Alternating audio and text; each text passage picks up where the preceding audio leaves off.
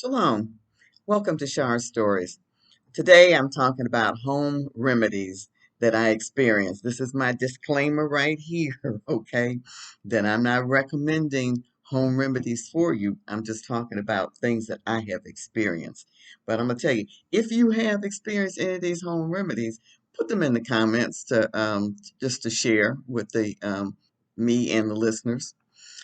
Well, when I was raised, in my early years, like some parts of the 50s, my family lived with my grandmother and grandfather, and that was my mother's parents. And my grandma was, they both were originally from Alabama, and they came up to, um, to Michigan in the 30s. My grandmother was born in 1894. Okay, so she was well grown by the time that I was born in 48.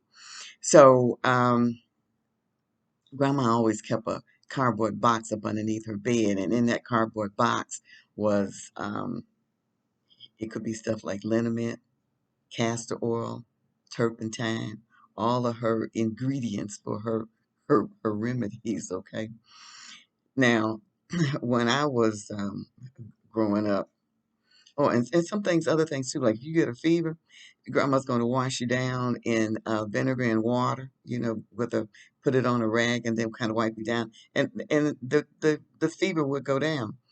And all of her remedies that I know of that she used on me, they worked. Okay, now some of the remedies were now the least offensive one was cod liver oil.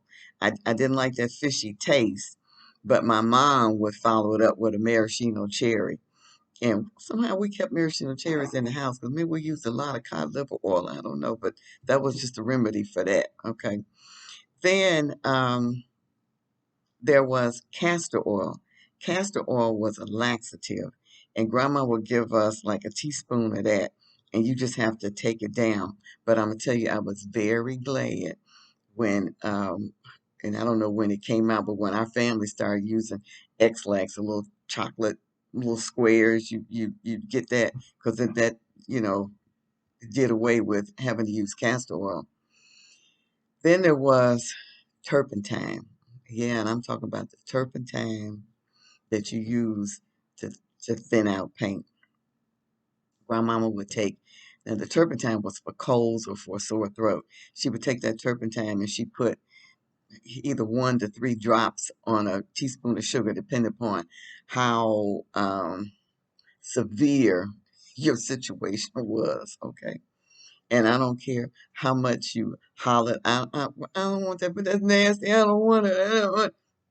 Girl, you better take this. Okay. Grandmama, that was my mama's thing. My grandmama was a little bit kinder, but you still knew that with her sternness that you were going to take that castor oil, and so you just kind of gulped it down. But um, I think the the worst one that I witnessed, and I'm glad I was a witness and it wasn't experienced, okay, was that was back in the 50s. I'm talking about that. Now we're gonna fast forward to the 60s, the late 60s.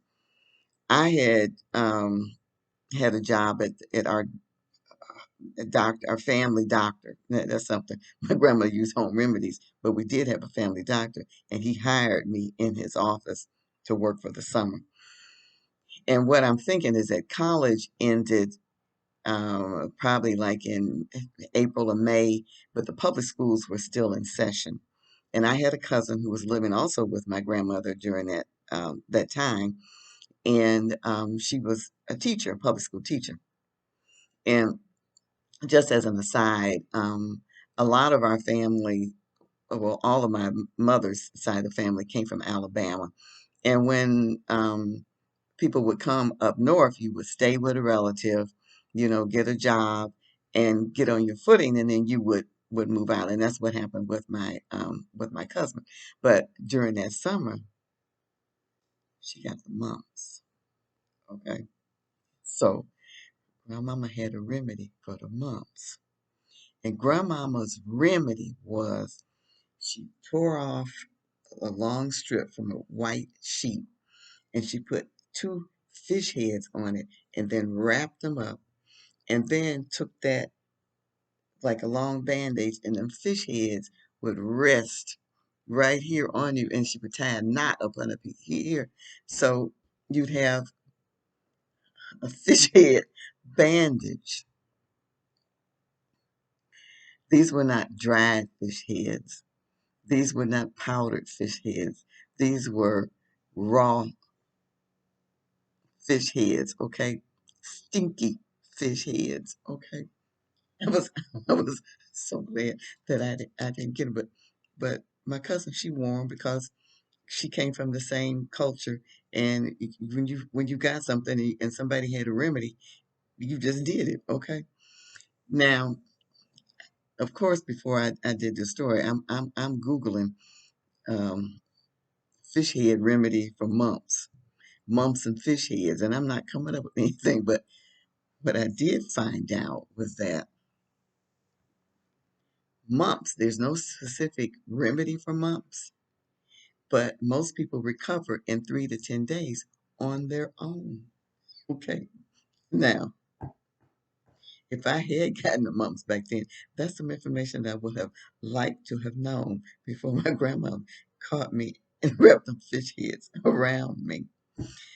But there's a lot of things that Father has put here on this earth for us, being serious now, because in Ezekiel 47 and Revelations 22, there are verses that talk about the leaves of the trees are for healing.